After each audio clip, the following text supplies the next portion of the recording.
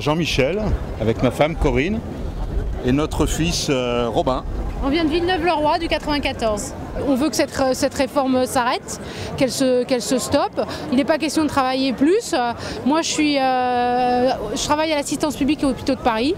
Et donc, au niveau de l'hôpital, il y a déjà plein de choses qui se passent. Et travailler encore plus, même à l'hôpital, il n'en est pas question.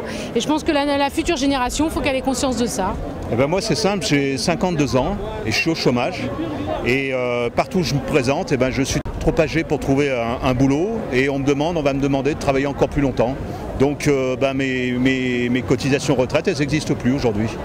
C'est ma première manifestation, je ne sais pas comment ça va se passer, donc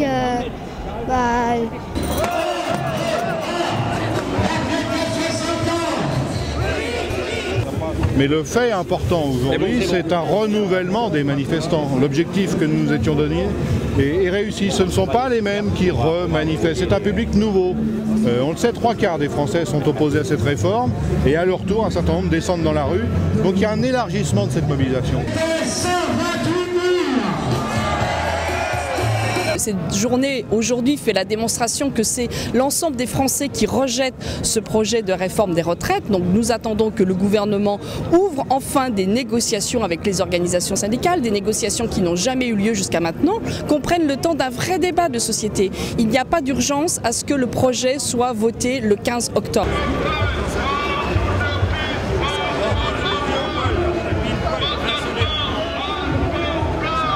De toute façon, dans la tête des salariés, on est face à un gouvernement qui accroît les injustices. Donc là, l'appel est simple.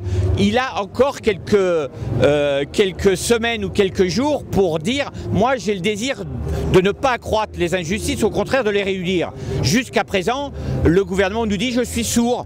Ben, nous, on perd pas de la voix. On continuera à exprimer notre mécontentement.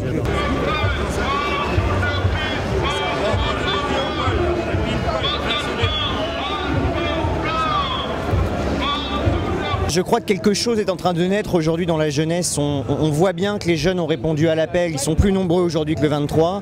Ils sont venus en famille, ils sont venus entre amis, ils sont venus entre étudiants. Ils sont dans tous les cortèges et c'est une très bonne chose, notamment parce que ce qui est en train de se jouer, c'est leur avenir. Ce que démontrent les sondages d'opinion, c'est que les jeunes sont très opposés majoritairement à l'allongement et au report de l'âge légal à 62 ans, qu'ils estiment que cette réforme est injuste. Et si on est là, c'est tout simplement parce qu'on y est invité. Quand le gouvernement dit que c'est pour les jeunes de 20 ans, qui ont aujourd'hui 20 ans, que cette réforme est mise en place, les jeunes de 20 ans, ils ont leur mot à dire et ils n'acceptent pas que le seul message du gouvernement, ça soit de travailler plus dur, de rester pauvre toute notre vie et excusez-nous pour le chômage. Cette réforme, c'est plus de difficultés pour entrer dans l'emploi et c'est moins de droits sociaux demain et c'est nous priver du droit à la retraite future. Donc il n'y a pas de raison que les jeunes qui cotisent, qui vont payer les pensions de demain, ils n'aient pas un droit en retour à une retraite aussi et qu'ils aient des perspectives d'emploi qui se dégradent et c'est pour ça qu'on est là.